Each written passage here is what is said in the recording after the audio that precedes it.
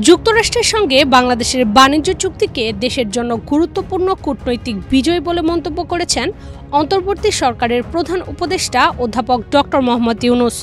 তিনি বলেন, যুক্তরাষ্ট্রের সঙ্গে ঐতিহাসিক বাণিজ্য চুক্তি সফলভাবে সম্পন্ন করার জন্য আমরা বাংলাদেশের ট্যারিফ আলোচক দলকে আন্তরিক অভিনন্দন জানাই। এটি বাংলাদেশের জন্য এক গুরুত্বপূর্ণ কূটনৈতিক বিজয়। ১ আগস্ট শুক্রবার সকালে প্রেস উইংয়ে পাঠানো এক বিবৃতিতে এসব কথা বলেন তিনি। বিবৃতিতে প্রধান উপদেষ্টা বলেন, শুল্ক হার ২০% নামিয়ে আনতে পারা, যা প্রত্যাশিত হারের চেয়ে ১৭ পয়েন্ট কম। বান্ডেল থাকলে প্রতি সেনমানিতে টাকা বাঁচবে। বিকাশ সেনমানি বান্ডেল কিনে জিতুন প্রতি লেনদেনে। এটি আমাদের আলোচক দলের অসাধারণ কৌশলগত দক্ষতা ও দেশের অর্থনৈতিক স্বার্থ রক্ষায় অটুট প্রতিশ্রুতির একটি উজ্জ্বল প্রমাণ।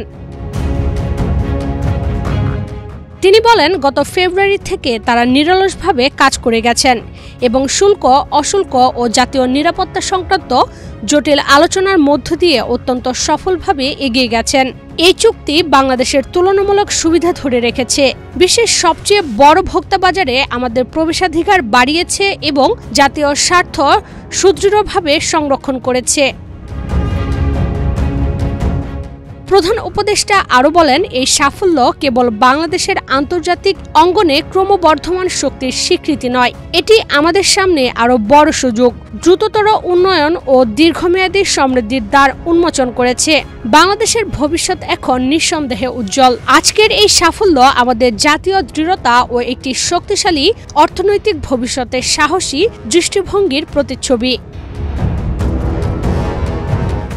সম্প্রতি বাংলাদেশের শুল্ক হার ৩৫% করে বাংলাদেশের অন্তর্বর্তী সরকারের প্রধান উপদেষ্টা ডক্টর মোহাম্মদ ইউনূসকে চিঠি দিয়েছিলেন যুক্তরাষ্ট্রের প্রেসিডেন্ট ডোনাল্ড ট্রাম্প। সেই চিঠিতে বলা হয়েছে, যুক্তরাষ্ট্রের সঙ্গে বাণিজ্য খাতে নিরসনের বিষয়ে সমাধান না হলে আগামী ১ আগস্ট থেকে এই হারে শুল্ক দিতে হবে।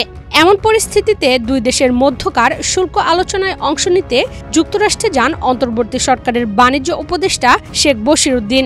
দুই দেশের মধ্যস্থতায় অবশেষে শুল্ক হার ৩৫% থেকে নামিয়ে ২০% করা হলো।